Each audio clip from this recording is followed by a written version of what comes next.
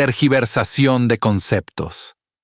Los que nos negamos a unirnos al repudio antisoviético fuimos calificados por los anticomunistas de izquierda como apologistas soviéticos y estalinistas, incluso si no nos agradaba Stalin y su sistema autocrático de gobierno, y creíamos que había cosas verdaderamente desastrosas en la sociedad soviética de aquel momento. Nuestro verdadero pecado fue que, a diferencia de muchos izquierdistas, nos negamos a tragarnos sin crítica la propaganda de los medios estadounidenses sobre las sociedades comunistas. En cambio, sostuvimos que, además de las tan publicitadas deficiencias e injusticias, había características positivas sobre los sistemas comunistas existentes que valía la pena preservar, que mejoraron las vidas de cientos de millones de personas de manera significativa y humanizadora.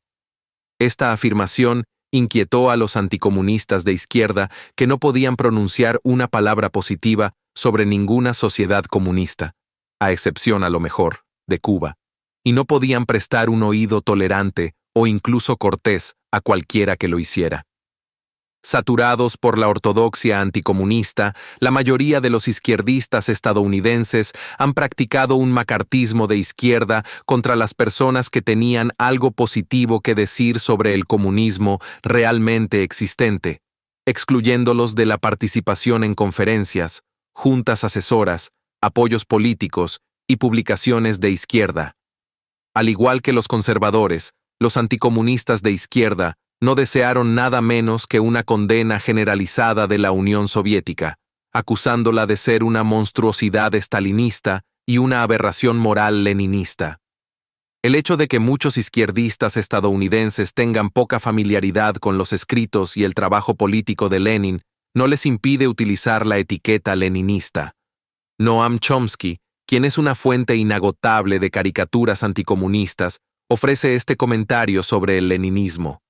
Los intelectuales occidentales, y también del tercer mundo, se sintieron atraídos por la contrarrevolución bolchevique, porque el leninismo es, después de todo, una doctrina que dice que la intelectualidad radical tiene el derecho a tomar el poder estatal y a gobernar sus países por la fuerza, y esa es una idea que atrae bastante a los intelectuales. Aquí, Chomsky crea una caricatura ilusoria de intelectuales hambrientos de poder para acompañar su caricatura de leninistas hambrientos de poder, villanos que no buscan los medios revolucionarios para luchar contra la injusticia, sino el poder, porque sí. En lo que respecta al antirrojismo, algunos de los mejores y más brillantes elementos del izquierdismo no suenan diferente que los peores elementos de la derecha. Luego del atentado terrorista de 1996 en la ciudad de Oklahoma, escuché a un comentarista de radio anunciar: Lenin dijo que el propósito del terror es aterrorizar.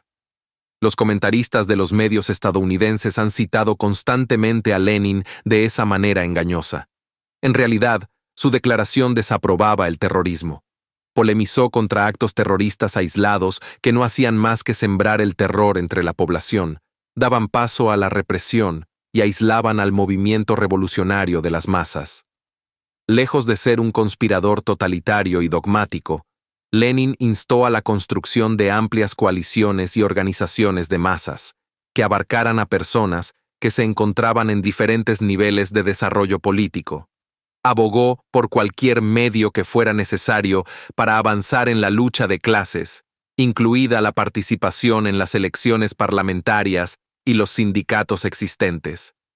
Sin duda, la clase obrera, como cualquier grupo de masas, necesitaba organización y liderazgo para librar una lucha revolucionaria exitosa, que era el papel de un partido de vanguardia, pero eso no significaba que la revolución proletaria pudiese ser alcanzada por el esfuerzo de golpistas o terroristas. Lenin procuró evitar constantemente los dos extremos del oportunismo burgués liberal y el aventurerismo ultraizquierdista. Sin embargo, él mismo es considerado con frecuencia como un golpista ultraizquierdista por parte de los periodistas más importantes y algunas personas de izquierda. Si el enfoque de la revolución de Lenin es deseable o incluso relevante hoy en día, es una pregunta que amerita un examen crítico. Sin embargo, es poco probable que tenga lugar una evaluación útil por parte de personas que tergiversan su teoría y práctica. Los anticomunistas de izquierda consideran moralmente inaceptable cualquier asociación con organizaciones comunistas debido a los crímenes del comunismo. Sin embargo, muchos de ellos están asociados con el Partido Demócrata en este país, ya sea como votantes o como miembros. Parecen mostrarse indiferentes a los crímenes políticos moralmente inaceptables cometidos por los líderes de esta organización. Bajo una u otra administración demócrata, 120,000 estadounidenses de origen japonés fueron arrancados de sus hogares y medios de subsistencia y fueron enviados a campos de detención. Se lanzaron bombas atómicas sobre Hiroshima y Nagasaki, resultando en una enorme pérdida de vidas inocentes. Al FBI se le dio autoridad para infiltrarse en grupos políticos. La ley Smith se empleó para encarcelar a los líderes del Partido Socialista Trotskista de los Trabajadores y más tarde a los líderes del Partido Comunista por sus posiciones políticas. Se establecieron campos de detención para reunir a los disidentes políticos en caso de una emergencia nacional. Durante los últimos años de la década de 1940 y 1950, 8,000 trabajadores públicos fueron expulsados del gobierno debido a sus asociaciones y puntos de vista políticos, y miles más fueron purgados en sus respectivas áreas de servicio. La ley de neutralidad se utilizó para imponer un embargo a la República Española que funcionó a favor de las legiones fascistas de Franco. Se iniciaron programas homicidas de contrainsurgencia en varios países del tercer mundo, y la guerra de Vietnam se prosiguió e intensificó. Y durante mayor parte del siglo XX, el liderazgo del Partido Demócrata en el Congreso protegió la segregación racial y bloqueó todos los proyectos de ley contra los linchamientos y el empleo justo. Sin embargo, todos estos crímenes, que traen la ruina y la muerte a muchos, no han conmovido a los progresistas, los socialdemócratas y los socialistas democráticos anticomunistas, por lo que no insisten en que emitamos condenas generalizadas contra el Partido Demócrata o el sistema político que lo produjo, ciertamente no con el fervor intolerante que se ha dirigido contra el comunismo realmente existente. Socialismo puro versus socialismo de asedio. Dicen algunos izquierdistas estadounidenses que los levantamientos en Europa del Este no constituyeron una derrota para el socialismo, puesto que el socialismo nunca existió en esos países. Dicen que los estados comunistas no ofrecieron nada más que un capitalismo de estado burocrático de partido único o algo por el estilo. Si llamamos socialistas a los antiguos países comunistas, sería solo una cuestión de definición. Sin embargo, vale la pena aclarar que constituyeron algo diferente a lo que existía en el mundo capitalista, que gira en torno a las ganancias, algo que los propios capitalistas reconocieron abiertamente. Primero, en los países comunistas había menos desigualdad económica que bajo el capitalismo.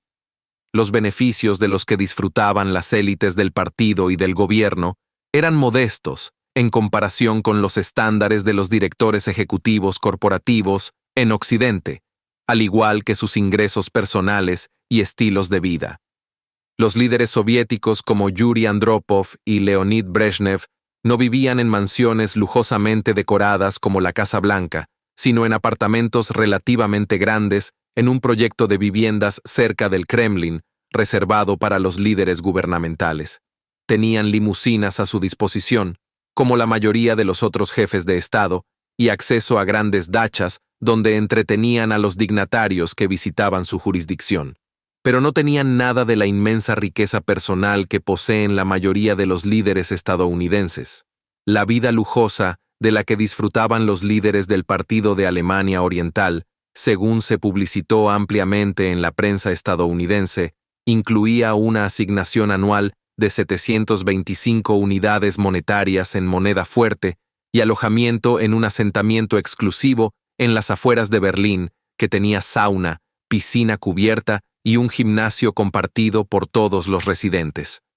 También podían comprar en tiendas que vendieran productos occidentales como bananas, jeans y productos electrónicos japoneses. La prensa estadounidense nunca señaló que los alemanes orientales comunes tenían acceso a piscinas y gimnasios públicos y podían comprar jeans y productos electrónicos, aunque generalmente no de la variedad importada. El consumo lujoso que tenían los líderes de Alemania Oriental tampoco contrastaba con el estilo de vida verdaderamente opulento del que disfrutaba la plutocracia occidental. Segundo, en los países comunistas, las fuerzas productivas no estaban organizadas en torno a la ganancia del capital y el enriquecimiento privado. La propiedad pública de los medios de producción suplantó a la propiedad privada. Los individuos no podían contratar a otras personas y acumular una gran riqueza personal con su trabajo.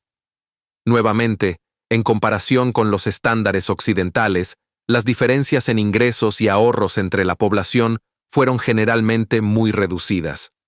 La distribución de ingresos entre los ingresos más altos y más bajos en la Unión Soviética era de 5-1.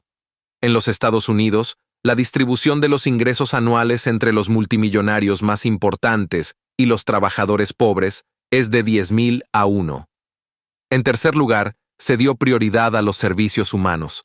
Aunque la vida bajo el comunismo dejaba mucho que desear y los servicios en sí rara vez eran los mejores, los países comunistas garantizaban a sus ciudadanos un nivel mínimo de seguridad y supervivencia económica, incluida la educación garantizada, el empleo, la vivienda y la asistencia médica.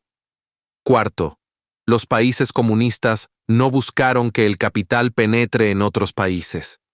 Al carecer del incentivo de las ganancias como fuerza motriz, y por lo tanto, al no tener la necesidad de encontrar constantemente nuevas oportunidades de inversión, no expropiaron las tierras, el trabajo, los mercados y los recursos naturales de las naciones más débiles, es decir, no practicaron el imperialismo económico.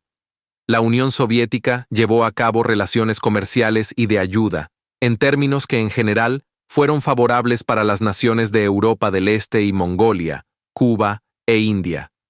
Todos los puntos anteriores fueron principios organizativos para cada sistema comunista en un grado u otro. Ninguno de los anteriores se aplica a países de libre mercado como Honduras, Guatemala, Tailandia, Corea del Sur, Chile, Indonesia, Zaire, Alemania o los Estados Unidos. Pero un verdadero socialismo, se nos dice, sería controlado por los propios trabajadores a través de la participación directa en lugar de ser dirigido por leninistas, estalinistas, castristas u otras camarillas burocráticas malvadas, hambrientas de poder, de hombres malvados que traicionan las revoluciones. Desafortunadamente, esta visión del socialismo puro es ahistórica e infalsable. No puede ser puesto a prueba frente a las realidades de la historia. Compara un ideal con una realidad imperfecta, y la realidad queda en segundo lugar. Imagina cómo sería el socialismo en un mundo mucho mejor que este, donde no se requiere una estructura estatal fuerte o una fuerza de seguridad, donde nada del valor producido por los trabajadores necesita ser destinado a reconstruir la sociedad y defenderla de la invasión y el sabotaje interno. Los ideales de los socialistas puristas permanecen intactos frente a la práctica. No explican cómo se organizarían las múltiples funciones de una sociedad revolucionaria, cómo se frustrarían los ataques externos y los sabotajes internos, cómo se evitaría la burocracia, cómo se asignarían los escasos recursos, cómo se resolverían las diferencias políticas, cómo se establecerían las prioridades y cómo se conduciría la producción y distribución. En cambio, ofrecen vagas declaraciones sobre cómo los propios trabajadores poseerán y controlarán directamente los medios de producción y llegarán a sus propias soluciones a través del esfuerzo creativo. No sorprende entonces que los socialistas puristas apoyen todas las revoluciones excepto las que triunfan. Los socialistas puristas tienen una visión de una nueva sociedad que crearía y sería creada por nuevas personas, una sociedad tan transformada en sus fundamentos que dejaría pocas oportunidades para actos ilícitos, corrupción y abusos criminales del poder estatal. No habría burocracia ni camarillas egoístas, ni conflictos despiadados, ni decisiones dañinas. Cuando se dan cuenta que la realidad es diferente y más compleja, algunos izquierdistas proceden a condenar la realidad y anuncian que se sienten traicionados por tal o cual revolución. Los socialistas puristas ven el socialismo como un ideal que fue empañado por la corrupción, la duplicidad y las ansias de poder comunistas. Se oponen al modelo soviético, pero no demuestran cómo se podrían haber tomado otros caminos, qué otros modelos de socialismo podrían haberse afianzado y funcionado mejor. Modelos no creados a partir de la imaginación, sino desarrollados a través de la experiencia histórica real. ¿Era realmente posible un socialismo abierto, pluralista y democrático en aquella coyuntura histórica? La evidencia histórica sugeriría que no lo fue. Como argumentó el filósofo político Carl Schamiss. ¿Cómo saben los críticos de izquierda que el problema fundamental era la naturaleza de los partidos revolucionarios en el poder? En lugar de, digamos, la concentración global de capital que está destruyendo todas las economías independientes y poniendo fin a la soberanía nacional en todas partes? Y, suponiendo que así hubiese sido, ¿de dónde vino esta naturaleza? ¿Estaba esta naturaleza desencarnada, desconectada del tejido de la sociedad misma, de las relaciones sociales que la impactaban? Se pueden encontrar miles de ejemplos en los que la centralización del poder fue una decisión necesaria para asegurar y proteger las relaciones socialistas. De lo que he podido observar en las sociedades comunistas realmente existentes, lo positivo del socialismo y lo negativo de la burocracia, el autoritarismo y la tiranía, se configuraron en prácticamente todas las esferas de la vida. Los socialistas puristas culpan regularmente a la propia izquierda de cada derrota que sufre. Sus dudas son interminables. Por eso escuchamos que las luchas revolucionarias fracasan porque sus líderes esperan demasiado o actúan demasiado pronto. Son demasiado tímidos o demasiado impulsivos, demasiado tercos o se dejan influir con demasiada facilidad. Se nos dice que los líderes revolucionarios son cautelosos o arriesgados, burocráticos u oportunistas, rígidamente organizados o insuficientemente organizados, antidemocráticos o que no brindan un liderazgo fuerte. Pero siempre los líderes fracasan porque no confían en la acción directa de los trabajadores, quienes aparentemente resistirían y superarían todas las adversidades si tan solo tuviesen el tipo de liderazgo existente en el grupúsculo de estos críticos izquierdistas. Desafortunadamente, estos críticos parecerían ser incapaces de producir un movimiento revolucionario exitoso en su propio país, impulsado por su sobresaliente liderazgo. Tony Febo cuestionó esta costumbre de culpabilizar al liderazgo que presentan los socialistas puristas. Se me ocurre que cuando personas tan inteligentes, diferentes, dedicadas y heroicas como Lenin, Mao, Fidel Castro, Daniel Ortega, Ho Chi Minh y Robert Mugabe, sin contar a las millones de personas heroicas que los siguieron y lucharon con ellos. Cuando estas personas terminan más o menos en el mismo lugar, a lo mejor tiene lugar algo más grande que determinadas decisiones tomadas en tal o cual reunión.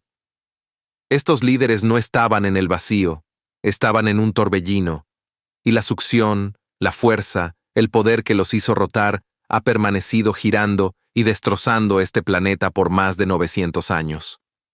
Culpar a tal o cual teoría, o a tal o cual líder, es una tontería, no el tipo de análisis que deberían hacer los marxistas.